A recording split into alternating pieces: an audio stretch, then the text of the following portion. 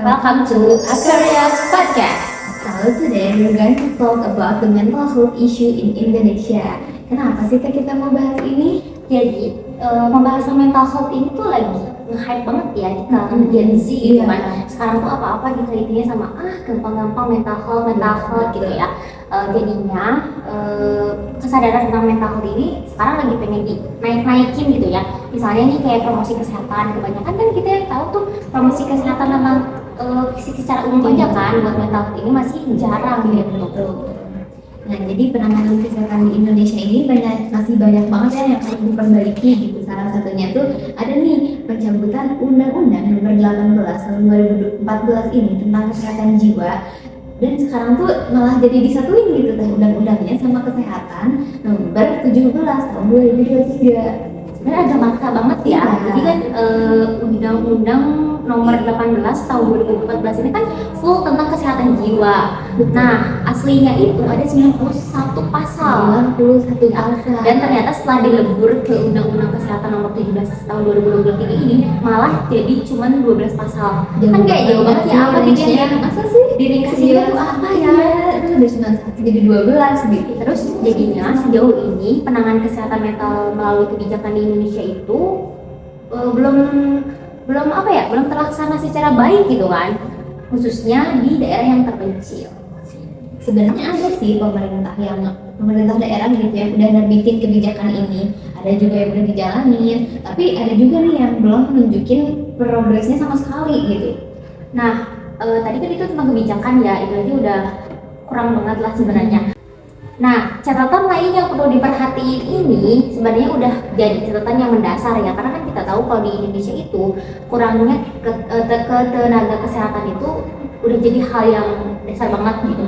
Nah, apalagi buat nakes tentang mental di Indonesia itu masih kurang, apalagi di daerah yang terpencil.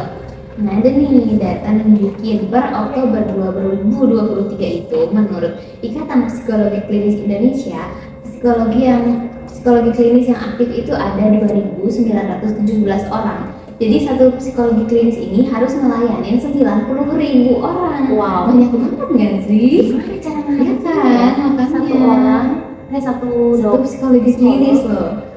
Terus masalah lainnya itu yang beriringan sama masalah tentang tenaga kesehatan yang kurang, fasilitas kesehatannya juga masih kurang gitu.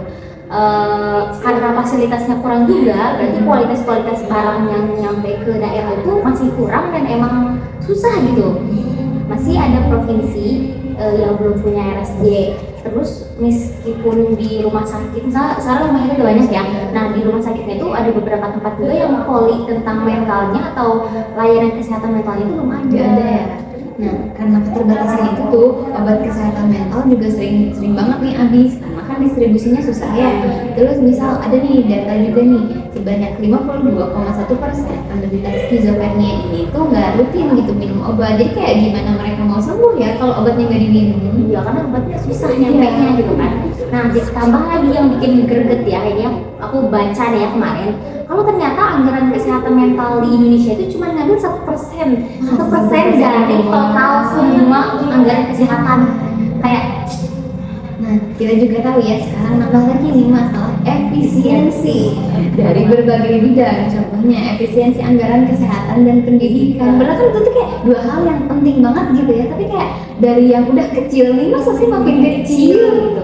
Dan yang bisa jadi harapan kita di dalam permasalahan itu sebenarnya masyarakatnya ya. Kita berharap semua masyarakat itu bisa jadi pihak awal untuk mencegah dan mengurangi permasalahan dari penderita kesehatan mental ini gitu kan. Tapi ya itu, karena tadi fasilitasnya kurang dan sebagainya macamnya, jadinya pengetahuan masyarakat tentang kesehatan mental juga masih kurang. Nah, terus ada nih stigma negatif dari masyarakat tentang kesehatan mental itu kan jadi ngehambat banget ya buat penderitanya gitu kan.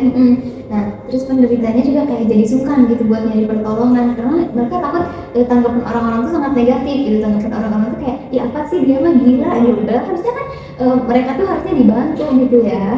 Itu stigma ya. Iya, nah, selain stigma tentang obrolan itu juga ada juga yang lebih mengandalkan pengobatan alternatif gitu buat si penderitanya ini. Yang itu malah nyebabin penderitanya tuh lambat ditangani secara medis, jadi kayak udah telat gitu lah. Ya bikin si pendidikan ini malah makin malah gitu. Nah, dengan adanya kasus itu juga ya, ngebuktiin nih kalau penderita skizo itu di Indonesia tuh banyak banget. Tapi penanganannya itu masih jauh banget dari kata memadai, jauh banget ya. Kayak mereka tuh nggak pernah ke psikiater atau at least minum obat lah gitu. Obat antipsikotik tuh nggak sama sekali gitu ya. Emang susah ya. Iya. Jadi ditambah juga tadi stigma orang gila. Ya kan, tadi stigma itu yang bikin malah makin parah. Terus pemahaman masyarakat juga ya masih rendah gitu. Makanya kasus skizofrenia di Indonesia ini belum tertangani secara baik. Nah, kemarin nih di bulan Januari baru banget kan kayak di tanggal 20-an lah ada rapat kerja bersama Komisi 9 DPR. Nah, Menteri Kesehatan kita ini Bapak Budi ini ngasih informasi nih kalau menurut WHO sekitar 1/8 atau 1/10 dari penduduk manusia di suatu negara itu menderita gangguan kesehatan mental. Cukup banyak ya. Itu kan 1/8 atau 1/10 ya dari jumlah penduduk. Nah kalau misalnya di Indonesia itu kan kita satu Indonesia itu kan ada 280 jutaan sekitar ya. segitu lah. Terus tadi 1/8 atau 1/10 berarti ya 28 juta penduduk Indonesia itu Banyak banget. bisa jadi kena masalah kejiwaan. Katanya sih itu bisa jadi depresi, anxiety atau yang lebih parah kayak tadi skizofrenia. Nah, potensinya itu besar ya, tapi kan pemerintah juga ada upayanya lah gitu, dilakukanlah ini screening kesehatan jiwa melalui program cek kesehatan gratis. Tapi hasilnya tuh masih relatif kecil lah gitu karena kondisi tersebut itu belum dinilai sepenuhnya tuh merepresentasikan kalau mereka tuh kena mental issue gitu. Nah terus ya berdasarkan data Kementerian Kesehatan per 1 Januari 2026 ya bulan kemarin ya, lebih dari 27 juta penduduk udah melaksanakan pemeriksaan kesehatan jiwa melalui yang tadi program cek kesehatan gratis. Nah ada hasilnya nih teh, hasilnya itu katanya kelompok anak usia sekolah dan remaja memiliki tingkat gejala gangguan jiwa yang lebih tinggi daripada orang dewasa dan lansia. Ya cocok lah ya di area era-era Gen Z ini gitu kan. Data screening ini juga meskipun tadi kan katanya masih relatif kecil ya hasilnya, cuman data ini tetap jadi pijakan awal gitu ya buat pemerintah untuk mengembangkan lagi gitu ya kebutuhan layanan kesehatan jiwa secara lebih sistematis dan merata. Nah betul, di tahun 2026 cek kesehatan gratis ini mau lebih disebar gitu ya, apalagi di daerah-daerah terpencil. Bapak Menteri juga bilang nih target 2026 itu bukan cuma melakukan kesehatan gratis aja, tapi memastikan masyarakatnya itu benar-benar sehat. Nah teh, bukan cuma cek kesehatannya aja nih yang gratis, tapi dari dari pemeriksaannya juga, pencegahannya sampai penanganannya juga bakal gratis.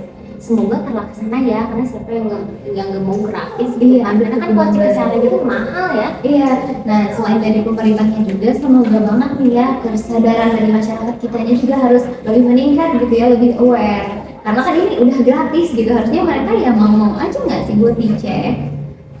Semoga program dari pemerintah ini diikuti dengan semangat dari masyarakat juga. Semoga ya mental health issue di Indonesia ini nggak makin banyak kan.